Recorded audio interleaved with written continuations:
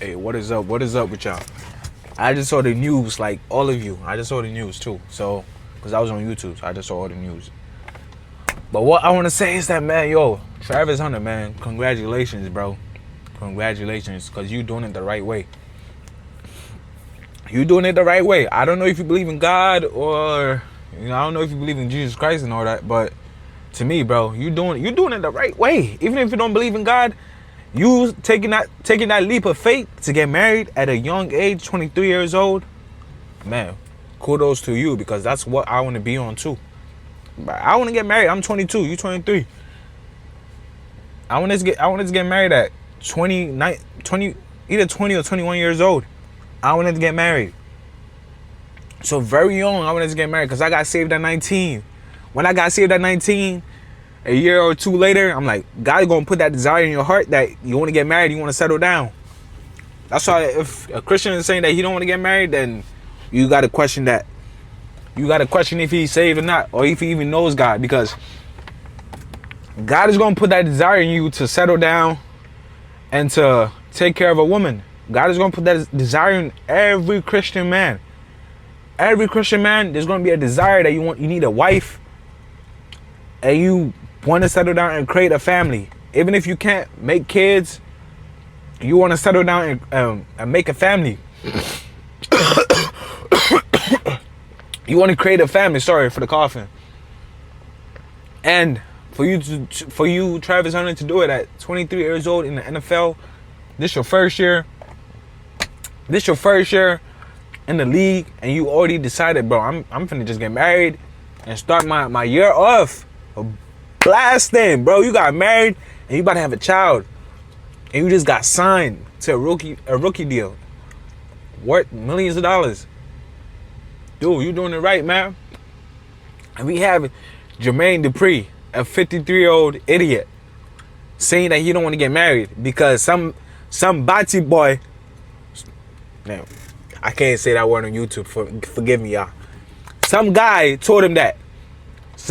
One of his friends told him that he shouldn't get married because he got married and he left, or he got a divorce. So it's like he's telling Jermaine Dupri not to get married because of that. But what Jermaine Dupri doesn't know, that idiot of a friend that you had, that mentor that you had, he was cheating on his wife. He was cheating on his wife. You can't cheat on your wife and expect your marriage to work. It doesn't make sense. You can't keep cheating on your wife and expect the marriage to work. You can't expect her to stay with you because you got a little bit of money.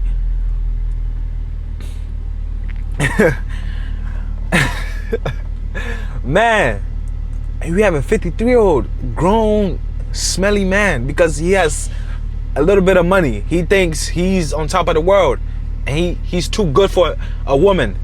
He lives in Atlanta. I don't trust a man that lives in Atlanta. I love Georgia. Look, every time I go to Georgia, I want to stay. I love going to Georgia, but not Atlanta. Atlanta is, men don't live in Atlanta. It's little boys, little girls, and the LGBTQ people. That's the only people that live in Atlanta. And people that chasing clout, people that want to be celebrities, want to live the high lifestyle and all that type of stuff. That's where they live at. The real people of Georgia live away from that, an hour away from that. They live in Macon, Marietta, and Savannah, Augusta. That's where they live at. They don't live in Atlanta. They don't live in Atlanta. The real people of Georgia, the men and women that built Georgia, live away from Atlanta. So you, as a rich man, you live in Atlanta, it's strange. And you 53 years old, it's strange. And you don't get married, that's strange. Shannon Sharp doesn't want to get married. He used to live in Atlanta, and now he lives in Nevada. He doesn't want to get married. He wants to pay little white girls millions of dollars because he cannot think that, he can't think further that, hey, I need to start a family, bro. He already has a family. He has kids and all that. I mean, he already did it the wrong way, meaning he had kids out of wedlock, with obviously it was going to affect them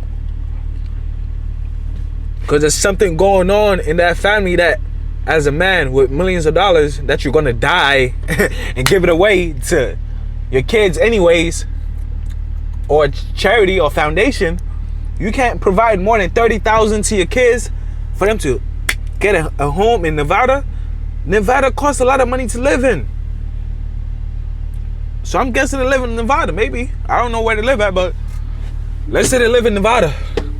It probably costs thousands of dollars just to buy a home.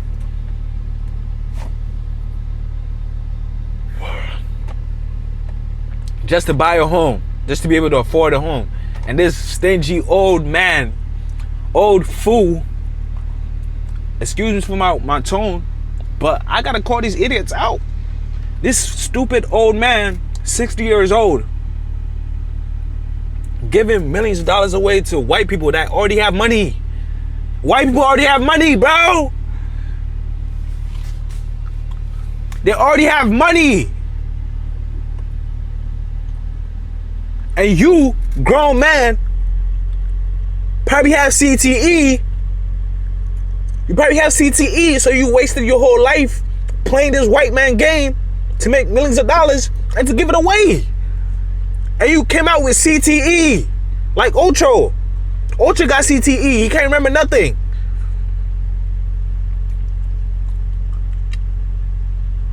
You played in that league for 10 plus years, straining your body, taking hits after hits, practice after practice, training after training, traveling every week, bro. Every week. You did this for your young life. From 18 or whatever, 15, 14, whatever. You did that to you with 30 something, bro. And you gave all that money away. I don't know how much you gave away. Maybe you gave $1 million. Maybe you gave $1 million. I don't know. But $1 million is way too much money for someone that didn't earn it.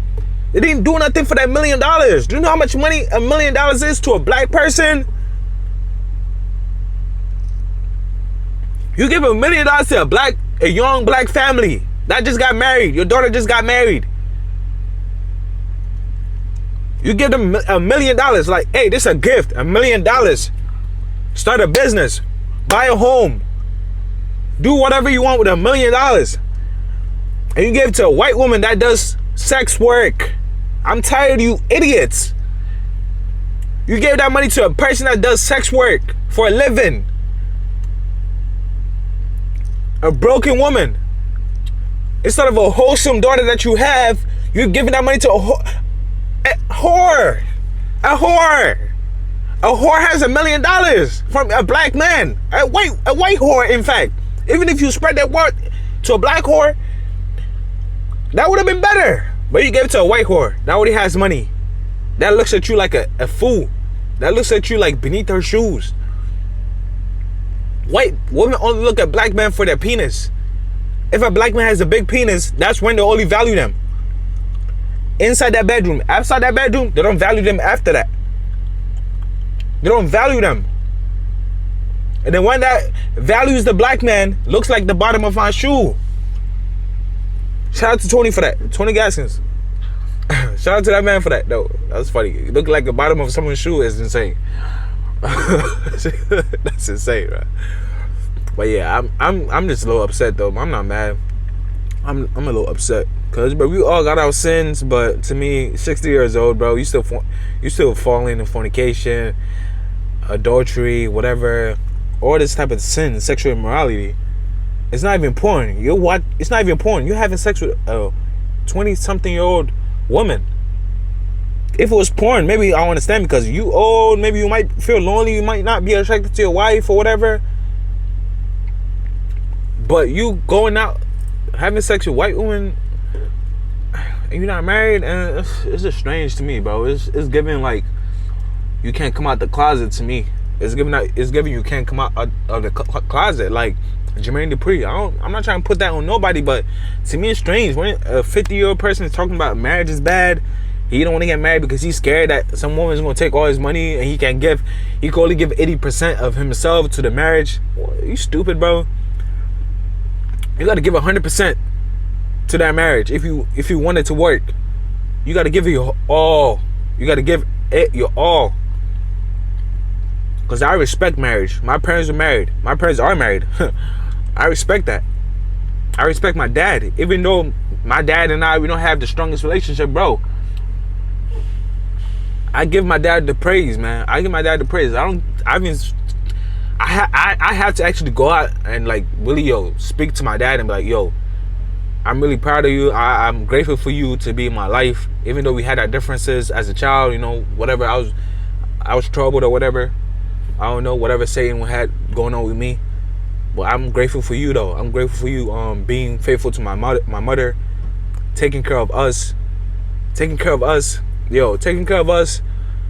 providing for us, bringing us to the States on your own backbone, bringing two boys and a woman from a whole nother continent to the motherland, and being faithful to them, being in the home, going to work day in and day out. Man, I'm grateful for that. Even if I didn't show it as a young man, I'm grateful. I'm not gonna be proud. I'm not gonna be proud of that. Even though we don't have that relationship, bro. Like I'm still truly impressed that you was able to be faithful to my mother and raise us to be in the image of Christ. Even though my dad wasn't saved for a while, bro. My dad wasn't saved for a while. At least I think, because my dad was, in Catholicism and all that type of stuff. So my dad wasn't saved until his later years. So maybe that also played a role in him raising us too, because maybe he didn't know what a good father was. Like, he didn't know. So hey, it is what it is. He's forgiven. I've forgiven my dad for whatever we went through, bro. Like, I'm venting right now. I'm venting. Let me vent a little bit. No, I'm grateful for my dad, because I really had to. Yeah, I really had to. Yeah, I gotta call my dad, bro. That pride, bro. I can't, I'm like, I don't want to call my dad and really talk to him, but like, man, I have to. When I go home, bro, I gotta really like sit down with my dad and be like, yo, not yo and all that, but like, be respectful. Like, hey, I want to thank you for raising us. As I want to thank you for raising us, because most people don't even have their dads in the home, and I took that for granted. I took that for granted, and I'm sorry for that. And hopefully you can forgive me if I've done any wrong to you, because I'm truly grateful. And I want to be like you. I want to be a man that raises his kids and that loves his wife with all his heart and will die for his wife. That's what I want to be. So let's put away our differences and hey, let's make up. Let's build a relationship, because hey, even if my dad's not going to take that step to start it off because he don't know how to, I gotta man up. I'm the man. My dad's a man. Hey, if I gotta man up, bro. I gotta man up and do that. So I'm venting. I'm being honest to you. I'm being honest to you on YouTube. I'm venting to y'all, man. So to me, I respect marriage a lot, because man, I don't know what these people are, because you playing with your life. Having sex out of wedlock, having sex with these strippers, going to Magic City at 53, talking about you spending $10,000 a week in Magic City to help a bunch of strippers that are lost. So now you helping them even be more lost, because you giving them money for shaking their butt, doing nothing, making them even go even further into that lifestyle, thinking that money's gonna save them. Man, I thank God, because I have my own sins, bro. I don't know. Like, if I don't post on YouTube, I'm going through it spiritually, or it's just my doing, because I'm being spiritually attacked and I'm not standing firm on the word. I'm falling into lust. That's when I don't post, bro, because I don't feel comfortable coming online talking about things when I'm going through things. It doesn't make sense. It's not genuine. I don't want to do anything if it's not genuine at all. So I'm being honest with y'all. I am being honest. Some things I can't speak on because it's between me and Jesus Christ at the end of the day.